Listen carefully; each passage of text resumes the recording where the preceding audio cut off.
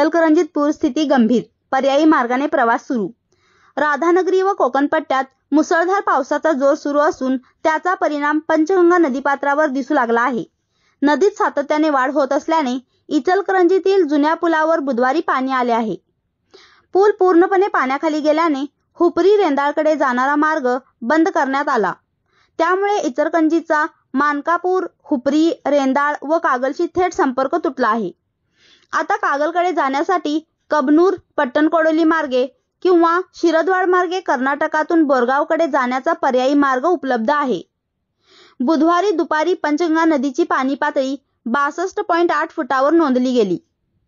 इचलकरंजीतील इशारा पातळी 68 फूट तर धोका पातळी 71 फूट आहे।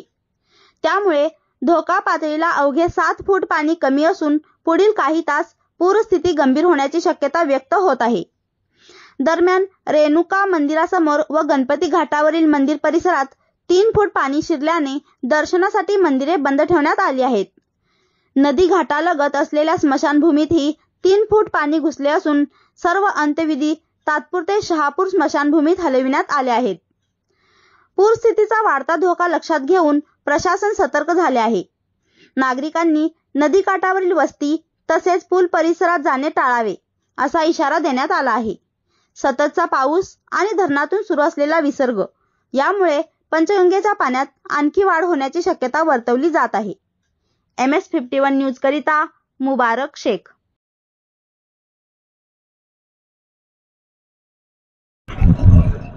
गेले 2 ते 3 दिवस झालं धरण क्षेत्रामध्ये मुसळधार पाऊस पडत आहे आणि हवामान खात्यानं रेड अलर्ट दिल्यामुळे पंचगंगा नदीची पातळी झपाट्याने वाढलेली आहे।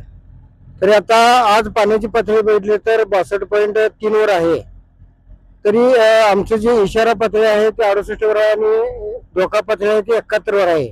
तरी नागरिकांना सतर्कतेचा इशारा दिलेला आहे आणि पंचगंगा घाटावर कोणताही प्रकार अनुचित प्रकार घडू नये यासाठी या ठिकाणी यांत्रिक बोट व जवान व फायर फायटर व जवान या ठिकाणी तैनात करण्यात आलेले आहेत।